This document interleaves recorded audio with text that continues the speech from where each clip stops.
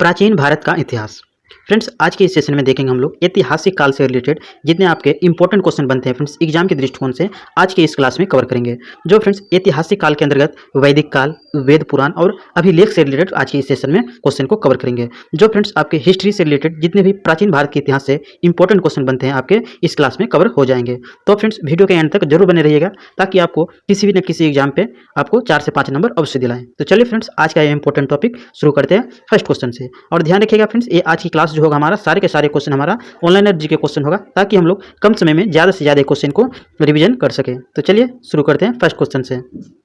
First question से हमारा अथर्ववेद में दो संगठनों को प्रजापति की दो पुत्रियों के समान माना गया है, वे संगठन कौन से हैं?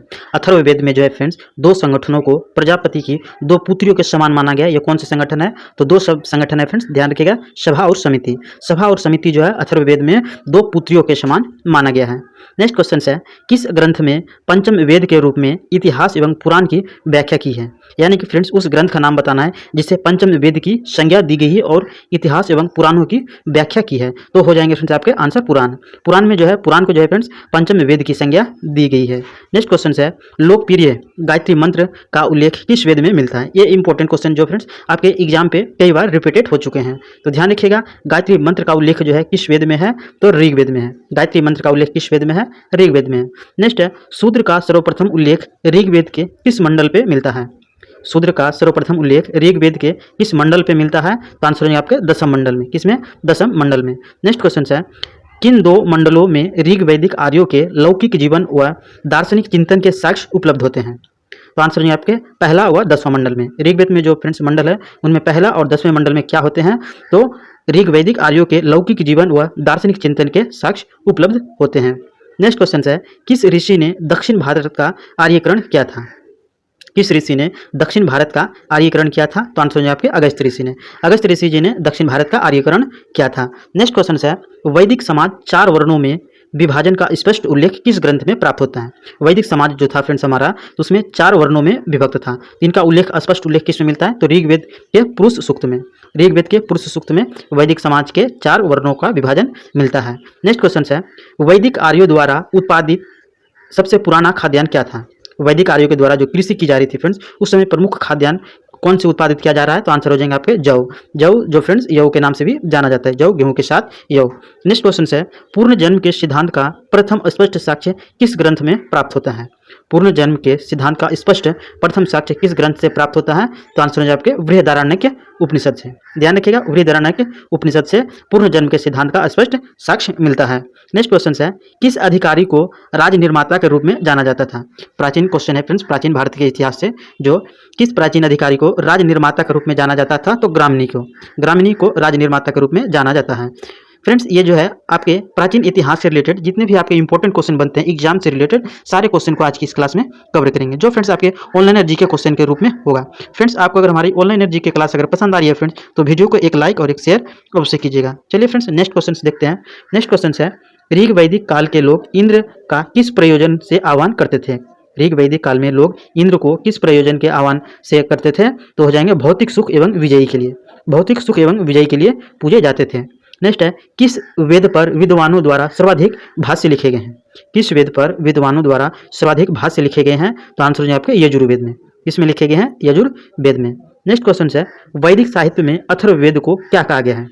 वैदिक साहित्य में अथर्ववेद को क्या कहा गया है? तो आंसर हो जाएगा आपके ब्रह्मवेद। कौन सी वेद कही गई है? तो ब्रह्मवेद कही गई है। नेक्स्ट क्वेश्चन है, ऋग्वेद में यमुना का कितनी बार उल्लेख मिलता है? ऋग्वेद में यमुना नदी का कितनी बार उल्लेख मिलता है? तो आंसर है आपके 3 बार। कितनी बार? 3 बार। नेक्स्ट क्वेश्चन है, वैदिक काल में मुख्य विवाह संस्कार क्या कहलाता है? वैदिक काल में जो विवाह हो रहा था उसमें मुख्य विवाह का जो संस्कार क्या कहलाता था? तो हो जाए पानी ग्रहण। कौन सा संस्कार कहलाता था? तो पानी ग्रहण संस्कार कहलाता था। नेक्स्ट है, किसमें उल्लेख किया गया है कि ब्राह्मण को बसंत में, क्षत्रिय को ग्रीष्म में और वैश्य को शीत में, रथकार को वर्षा में अग्निहोत्र करना चाहिए? तो तैत्तिरीय ब्राह्मण में ये बात जो कही गई है फ्रेंड्स कि ब्राह्मण को बसंत में, क्षत्रिय को ग्रीष्म में और वैश्य को शीत में तथा रथकार को वर्षा में अग्निहोत्र करना चाहिए। किस में कहा गया है? तो तैत्तिरीय ब्राह्मण में कहा गया है। नेक्स्ट क्वेश्चन है, किस विवाह के अंतर्गत कन्या के पिता अथवा उनके संबंधी द्वारा धन लेकर कन्या का विवाह करने आता है? तो असुर जनजाति में। किस जनजाति फ्रेंड्स? असुर में। ध्यान रखिएगा, किस में? असुर में। नेक्स्ट क्वेश्चन है, किस वेद से हमें शब्दों की व्युत्पत्ति के संबंध में पता चलता है? किस वेदांग में हमें शब्दों की उत्पत्ति एवं संबंध में पता चलता है? तो आंसर है आपके निरुक्त में। किसमें? निरुक्त में। नेक्स्ट है, ऋग वैदिक सभ्यता मुख्यतः किन क्षेत्रों में केंद्रित थी? ऋग वैदिक सभ्यता जो चल रही थी भारत में, ये किन क्षेत्रों पर केंद्रित थी? तो पंजाब व दिल्ली के क्षेत्रों में। कहाँ क्षेत्रों में प्रचलित थी? तो दिल्ली और पंजाब के क्षेत्रों में प्रचलित थी। नेक्स्ट है, ऋग्वेद में 10वें मंडल में किसका उल्लेख पहली बार मिलता है? ऋग्वेद के 10वें मंडल में किसका उल्लेख पहली बार मिलता है? तो शूद्र का उल्लेख पहली बार मिलता है। नेक्स्ट है, सत्यमेव जयते किस उपनिषद से उद्धृत है? यानी कि फ्रेंड्स इस तरह भी क्वेश्चन पूछे गए हैं कि सत्यमेव जयते किस उपनिषद में लिखा गया है? तो आंसर है आपके मुंडकोपनिषद में। काफी इंपॉर्टेंट क्वेश्चन फ्रेंड्स, ये क्वेश्चन जो है कई बार एग्जाम में रिपीटेड हो चुके हैं। नेक्स्ट क्वेश्चन है, सर्वप्रथम किस उपनिषद ब्रह्मचार्य, वानप्रस्थ एवं संन्यास 4 आश्रमों का वर्णन हुआ है? किस उपनिषद में ब्रह्मचार्य, वानप्रस्थ एवं संन्यास 4 आश्रमों का वर्णन किया गया है? तो जवालोपनिषद में। किसमें? जवालोपनिषद में। इस तरह भी पूछ सकते हैं फ्रेंड्स कि ब्रह्मचार्य का वर्णन सर्वप्रथम किस उपनिषद में किया गया है? तो आंसर है आपके जवालोपनिषद में। नेक्स्ट है, ऋग्वेद में उल्लेखित नदियों में सर्वाधिक महत्वपूर्ण नदी कौन सी है? ऋग्वेद में उल्लेखित सर्वाधिक महत्वपूर्ण नदी कौन सी है? तो आंसर हो जाएंगे आपके सरस्वती नदी। कौन सी नदी? सरस्वती नदी। नेक्स्ट है, ऋग्वैदिक युग की सर्वाधिक प्राचीन संस्था कौन सी थी? ऋग्वैदिक युग की सर्वाधिक प्राचीन संस्था जो थी फ्रेंड्स वो थी विदत थी। कौन सी थी? विदत थी। नेक्स्ट क्वेश्चन है, किस वेद की रचना गद्य एवं पद्य दोनों में की गई है? किस वेद की रचना गद्य एवं पद्य दोनों में की गई है? तो आंसर है आपके यजुर्वेद। नेक्स्ट क्वेश्चन है हमारा, किस साहित्य में पहली बार राजयूष, अश्वमेघ यज्ञों का उल्लेख मिलता है? किस साहित्य में पहली बार राजयूष, अश्वमेघ यज्ञों का उल्लेख मिलता है? तो ब्राह्मण साहित्य में। ब्राह्मण साहित्य में जो फ्रेंड्स इसका वर्णन मिलता है। नेक्स्ट क्वेश्चन है, स्रोत सूत्र से संलग्न शुल्ब सूत्र सबसे पुरानी पुस्तक थी, तो ये किसकी पुस्तक थी? तो ज्यामिति की पुस्तक थी। ध्यान रखिएगा फ्रेंड्स, शुल्ब सूत्र से सबसे पुरानी पुस्तक जो थी कौन सी थी? तो ज्यामिति की पुस्तक थी। नेक्स्ट है, किसने उत्तरी ध्रुव को आर्यों का मूल निवास स्थान बताया था? किसने उत्तरी ध्रुव को आर्यों का मूल निवास स्थान बताया था? तो आंसर हो जाएंगे आपके बाल गंगाधर तिलक ने। किसने बताया था? बाल गंगाधर तिलक ने। नेक्स्ट क्वेश्चन है, प्रारंभिक वैदिक समाज मुख्यतः किस पर आधारित थी? प्रारंभिक वैदिक समाज मुख्यतः किस पर आधारित थी? तो पशुपालन पर आधारित थी। किस पर आधारित थी? पशुपालन पर आधारित थी। फ्रेंड्स ये जो आपके आदि ऐतिहासिक काल से इंपॉर्टेंट क्वेश्चन कराए जा रहे हैं, जो फ्रेंड्स आपके वैदिक समाज, वैदिक काल और अभिलेखों से रिलेटेड जितने आपके इंपॉर्टेंट क्वेश्चन बनते हैं इस क्लास में आपको देखने को मिल जाएंगे। बस आपको वीडियो के एंड तक जरूर बने रहना ताकि आपको इस क्लास से ज़्यादा बेनिफिट मिल सके। नेक्स्ट क्वेश्चन है हमारा, ऋग्वेद में एक स्थान पर 10 राजाओं के युद्ध का उल्लेख हुआ है, जिसे 10 राज युद्ध कहा जाता है। यह युद्ध किस नदी के तट पर लड़ा गया था? वेरी इंपॉर्टेंट क्वेश्चन फ्रेंड्स, ये क्वेश्चन जो है एग्जाम पे कई बार रिपीट हो चुके हैं, तो ध्यान रखिएगा। 10 राज युद्ध जो है किस नदी के तट पर लड़ा गया है? तो ये हो जाएंगे आपके रावी नदी के तट पे लड़ा गया है। नेक्स्ट क्वेश्चन है, मानसेहरा, शहबाजगढ़ी, बोगजकोई तथा जूनागढ़ अभिलेखों में से वह कौन सा है जिसमें ईरान से भारत में आर्यों के आगमन की सूचना देती है? इन 4 ऑप्शंस में से फ्रेंड्स आपको बताना है कि जिसे ईरान से भारत में आर्यों के आने की सूचना प्राप्त होती है किससे? तो आंसर है आपके बोगज कोई अभिलेख से। किससे प्राप्त होते हैं? बोगज कोई अभिलेख से जो है ईरान से भारत के आर्यों आने की सूचना मिलती है। नेक्स्ट क्वेश्चन है, शंकराचार्य, एनी बेसेंट, विवेकानंद तथा बाल गंगाधर तिलक में से वह है जिसने आर्यों के आदि देश के बारे में लिखा था। तो किसने लिखा था? तो बाल गंगाधर तिलक जी ने लिखा था। किसने लिखा था? बाल गंगाधर तिलक जी ने लिखा था। नेक्स्ट है, पुरुष मेघ का उल्लेख हुआ है किसमें? तो शतपथ ब्राह्मण में। पुरुष मेघ का उल्लेख किस वेद में हुआ है फ्रेंड्स? तो शतपथ ब्राह्मण में हुआ है। नेक्स्ट क्वेश्चन है, शतपथ ब्राह्मण में उल्लेखित राजा विदेह माधव से संबंधित ऋषि थे। कौन से ऋषि थे जो राजा माधव से संबंधित थे? तो हो जाएंगे आपके गौतम राहुगण। गौतम राहुगण जो है ये शतपथ ब्राह्मण में उल्लेखित के अनुसार जो है विदेह माधव से संबंधित थे। नेक्स्ट क्वेश्चन है, गोत्र शब्द का प्रयोग सर्वप्रथम हुआ है किस वेद में? तो आंसर है आपके ऋग्वेद में।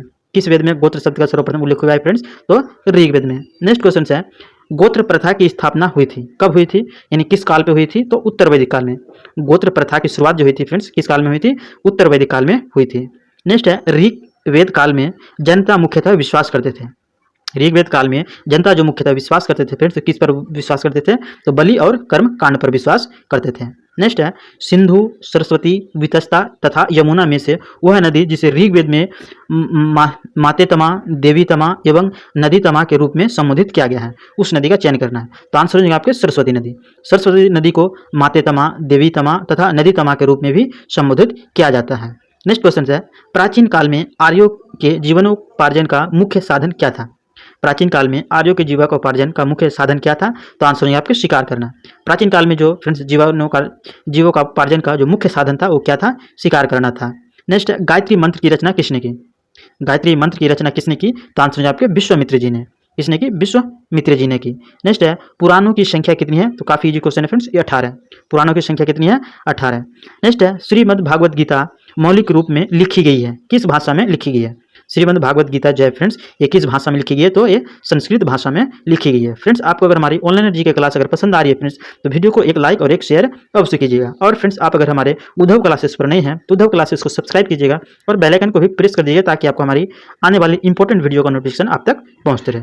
नेक्स्ट क्वेश्चन है, महाभारत मूलतः जानी जाती है किस रूप से भी जानी जाती है? तो जय संहिता के रूप से भी जानी जाती है। यानी कि फ्रेंड्स, महाभारत के दो नाम हैं, एक तो जो मूलभूत नाम है महाभारत और दूसरा जैन संहिता के रूप में भी जानी जाती है। हिंदू पौराणिक कथा के अनुसार समुद्र मंथन हेतु जिस सर्प ने रस्सी के रूप में स्वयं को प्रस्तुत किया था वह कौन सी थी? तो हो जाएंगे हमारी बासुकी। बासुकी जो सर्प थी वो स्वयं को रस्सी के रूप में प्रस्तुत की थी। नेक्स्ट है, उपनिषद में ऋग्वेद की मूल लिपि क्या थी? उपनिषद में ऋग्वेद की मूल लिपि क्या थी? तो ब्राह्मी लिपि थी। नेक्स्ट क्वेश्चन है, वैदिक कर्मकांड में होता का संबंध किससे है? वैदिक कर्मकांड में होता का संबंध किससे है? तो हो जाएंगे ऋग्वेद से संबंधित है। किस वेद से है? ऋग्वेद से संबंधित है। नेक्स्ट है, अवेस्ता और ऋग्वेद में समानता है कि अवेस्ता संबंधित है किससे? तो ईरान से संबंधित है।